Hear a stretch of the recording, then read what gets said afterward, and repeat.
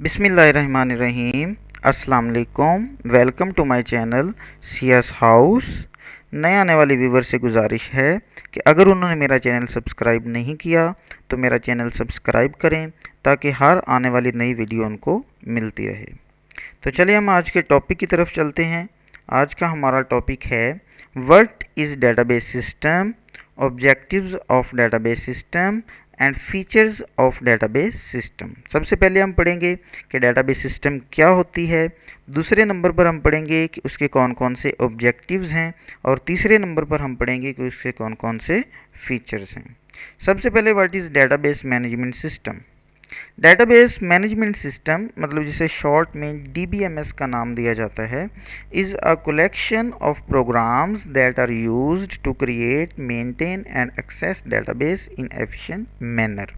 कि database management system क्या है, बहुत सारे प्रोग्राम्स को मिलाकर एक सॉफ्टवेयर बनाया गया और इसका मकसद क्या है, डेटाबेस को क्रिएट करना, डेटाबेस को मेंटेन करना और डाटा की एक्सेस करना एक एफिशिएंट मैनर में। मतलब हम डेटाबेस क्रिएट भी कर सकते हैं, उसको मेंटेन कर सकते हैं, उसको मॉडिफाई कर सकते हैं by using database management system. ठीक है। उसके बाद है जी database management system uses database manager to control overall structure of the database.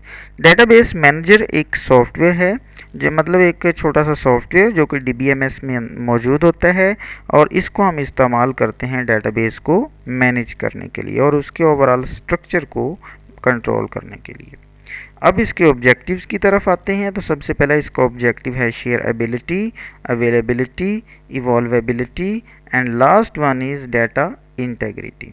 One by one हम डिस्कस करेंगे। Shareability means sharing of data to many persons at a time.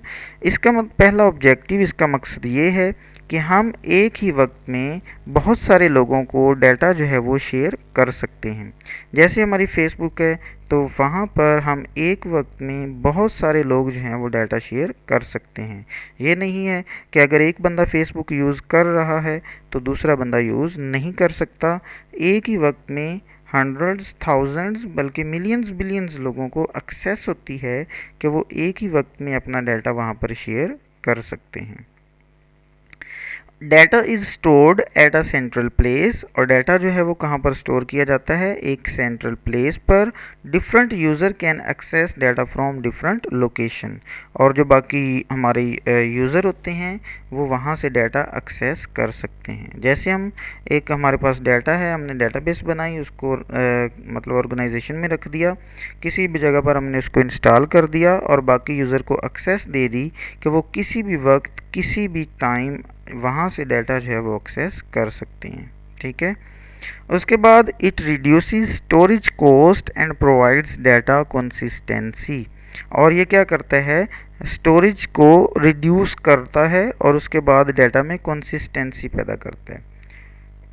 मतलब coast storage cost से मुराद कि अगर हम अपना data अलग अलग स्टोर करना शुरू कर दें तो हमें बहुत सारी कॉस्ट की ज़रूरत होगी, जबकि डेटाबेस हमें इस चीज़ की फैसिलिटी देता है कि हम डाटा एक ही जगह पर, चाहे वो सपोज़ हम कॉलेज की एग्जांपल ले लेते हैं कि हम अकाउंट ऑफिस का डाटा भी वहाँ पर सेव कर सकते हैं, एडमिशन ऑफिस का डाटा भी वहाँ पर सेव कर सकते हैं, बच्चों के जितनी भी और भी इंफॉर्मेशंस हैं एग्ज़ाम्स के बारे में वो सारी एक ही जगह पर स्टोर कर सकते हैं। उनके रजिस्ट्रेशन के बारे में सारा जो है वो डाटा स्टोर किया जा सकता है। अगर ये डेटाबेस मैनेजमेंट सिस्टम ना होता तो हमें अकाउंट ऑफिस का डाटा अलग, हमें एडमिशन ऑफिस का अलग, रजिस्ट्रेशन ऑफिस का डाटा अलग, एग्जामिनेशन डिपार्टमेंट का डाटा अलग सेव करना पड़ता। जबकि डेटाबेस ने हमारा ये काम आसान बना दिया कि हम सारा डाटा एक ही जगह पर स्टोर कर सकते हैं। अवेलेबिलिटी, अवेलेबल से निकला है। Availability means the user must be able to access data and database management system. कि यूज़र मस्ट बी एबल इस चीज़ के काबिल होता है कि वो डेटाबेस से डाटा एक्सेस कर सकता है। Data should be available when and where it is required और यूज़र किसी भी वक्त चाहे जब भी उसको ज़रूरत हो तो डाटा उसके लिए अवेलेबल होता है और वो किसी भी जगह पर मौजूद हो तो वहाँ से वो डाटा एक्सेस कर सकता है। Evolvability means the DBMS should provide the facility to change the database due to increased user requirements or change in technology।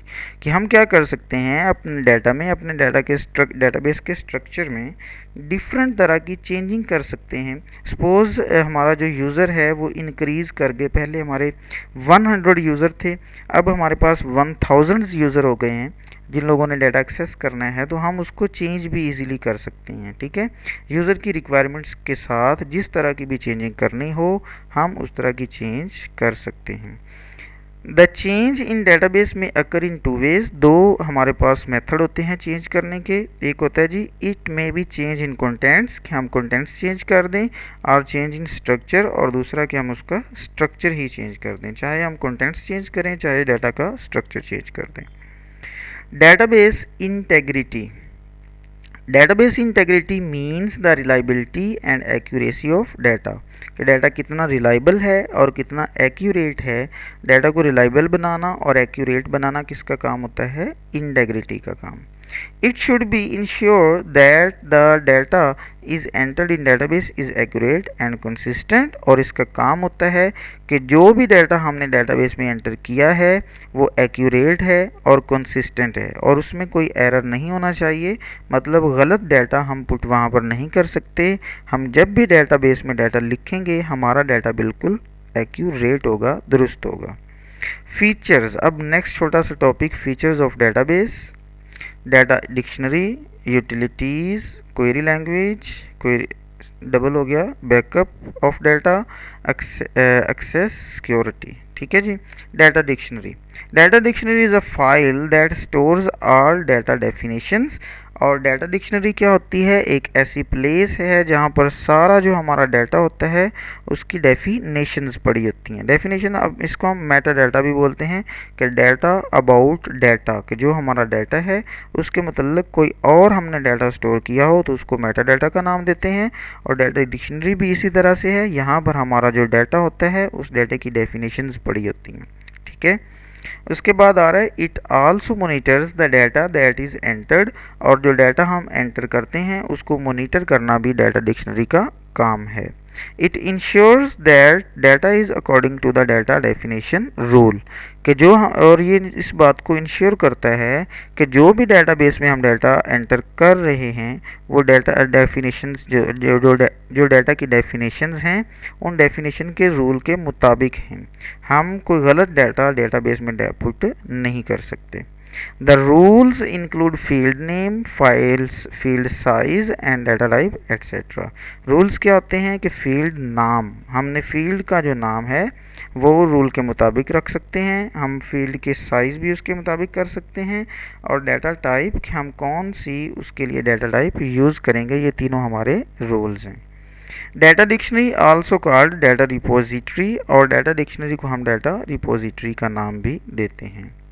उसके बाद आ रहा है utilities. DBMS utilities are programs that are use to maintain database by processing data, records and files.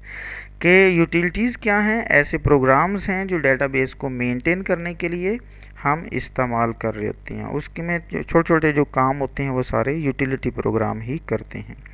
Some utilities are used for data backup, और उसकी example भी आप इसको कह सकते हैं कि बैकअप के लिए जो प्रोग्राम हम इस्तेमाल करते हैं, जो सॉफ्टवेयर इस्तेमाल करते हैं, या जो हम प्रोसेस इस्तेमाल कर रहे होते हैं उसको यूटिलिटी का नाम दिया जाता है।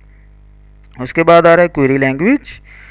A query language is used to perform different operations on data। Query का मकसद क्या होता है? डाटा के ऊपर कोई ना कोई ऑपरेशन परफॉर्म करना। A common query language is SQL। ये हमारा शॉर्ट क्वेश्चन भी आ सकता है या हमारा MCQs भी पूछ सकते हैं कि क्वेरी लैंग्वेज के लिए कौन सी लैंग्वेज इस्तेमाल करते हैं, तो वो होता है जी SQL, स्ट्रक्चर्ड क्वेरी लैंग्वेज। आगे स्टैंड्स फॉर भी आ गया, structure query language. The statements of query language are written in English, और हम इंग्लिश में ही डिफरेंट स्टेटमेंट्स जो होते हैं एसक्यूएल की वो लिखते हैं। इंग्लिश के आम वर्ड्स होते हैं, उनको पढ़कर हम आसानी से समझ सकते हैं। Some important commands are select, create, modify, update, delete and insert, और उसकी कुछ कमांड्स हैं जैसे सिलेक्ट है, क्रिएट है, मॉडिफाई है, अपडेट है, डिलीट और इंसर्ट वगैरह। इसकी कुछ कमांड्स हैं जो कि हम इस्तेमाल करते हैं डेटाबेस सिस्टम में। उसके बाद इसके पर्पज़ होते हैं, कौन कौन से पर्पज़ के लिए हम यूज़ करते हैं क्वेरी को। क्रिएट अ टेबल, टेबल बनाने के लिए। Enter data in table, table में डाटा एंटर करने के लिए। Retrieve data from table, table में से डाटा रिट्रीव करने के लिए, मतलब वहाँ से डाटा हासिल करने के लिए, एक्सेस करने के लिए। अपडेट डाटा इन टेबल, और टेबल में डाटा अपडेट करने के लिए। उसके बाद है जी डिलीट डाटा फ्रॉम टेबल, और टेबल में से डाटा डिलीट करने के लिए। रिपोर्ट जनरेटर, रिपोर्ट जनरेटर नाम से जाहिर के एक रिपोर्ट जनरेट करेगा, ठीक है। A report generator is a program that is used to generate a report, एक ऐसा प्रोग्राम जो कि किसी रिपोर्ट को जनरेट करने के लिए इस्तेमाल किया जाता है। उस प्रोग्राम को, उस सॉफ्टवेयर को हम रिपोर्ट जनरेटर का नाम देते हैं। उसके बाद है जी it retrieve data from database and display in different formats, वो क्या करता है, डाटाबेस में से डाटा रिट्रीव करता है। रिट्रीव होता है डाटा वहाँ से हासिल करना, डाटा वहाँ से हासिल करेगा और उसको डिफरेंट फॉर्मेट्स में डिस्प्ले कर देगा। The user can use to report generator to format page number, dates, titles and columns, heading etc. जो हम रिपोर्ट जनरेटर है इन सभी पर्पज़ के लिए इस्तेमाल कर सकते हैं। पेज नंबर को एडिट कर सकते हैं, डेट वगैरह, टाइटल और कॉलम हेडिंग वगैरह को मैनेज किया जा सकता है। उसके बाद है जो एक्सेस सिक्योरिटी, सिक्योरिटी से आप अच्छी तरह से वाकिफ़ हैं कि डाटा को अनऑथराइज्ड पर्सन से बचाना, उसको हम सिक्योरिटी का नाम देते हैं। Access security means the protection of data from unauthorized person. Unauthorized person वो पर्सन होता है जिसको हमने अपने डाटाबेस इस्तेमाल करने की इजाज़त नहीं दी, वो हमारी इजाज़त के बगैर हमारे सिस्टम को या डाटाबेस को इस्तेमाल करने जा रहा है, उसको हम अनऑथराइज्ड पर्सन का नाम देते हैं। और ऐसे ही अनऑथराइज्ड पर्सन से अपने डाटा को बचाने के लिए जो भी टेक्निक्स हम इस्तेमाल करते हैं उन टेक्निक्स को सिक्योरिटी का नाम दिया जाता है। DBMS provides many security procedures to maintain data. DBMS जो होता है हमें बहुत सारे सिक्योरिटी प्रोसीजर प्रोवाइड करता है जिनको यूज़ करके हम अपने डाटे को मज़ीद सिक्योर कर सकते हैं। Passwords and username are name for accessing data are the examples of data security. दो एग्जाम्पल उसकी, पासवर्ड हम इस्तेमाल करते हैं, यूज़र नेम इस्तेमाल करते हैं, और इससे हम अपने डाटा को सिक्योर कर सकते हैं, ठीक है। जैसे फेसबुक है, वहाँ पर हमारा जितना भी डाटा है वो सिक्योर होता है, या जीमेल वगैरह पर। तो उसके लिए हम क्या इस्तेमाल करते हैं, हम सबसे पहले यूज़र नेम लिखेंगे, अगर वो दुरुस्त होगा तो फिर हम पासवर्ड लिखेंगे, अगर वो भी दुरुस्त होगा तो फिर डाटा तक एक्सेस हो सकेगी, अदरवाइज़ डाटा तक एक्सेस नहीं हो सकती। It also provides different levels of rights to the different user in database access, कि हमारे डाटाबेस में बहुत सारे लोग होते हैं, उनमें डिफरेंट लोगों को डिफरेंट राइट्स दिए जाते हैं। मतलब हर बंदे के राइट जो होता है वो इक्वल नहीं होता। जैसे डाटाबेस मैनेजर जो होता है उसके राइट सबसे ज़्यादा होते हैं, वो डाटाबेस में चीज़ें डिलीट कर सकता है, उसको अपडेट कर सकता है, उसमें इंसर्ट कर सकता है, उसमें एक्सेस कर सकता है। जबकि ये सारे राइट्स हैं ये हम हर बंदे को प्रोवाइड नहीं करते।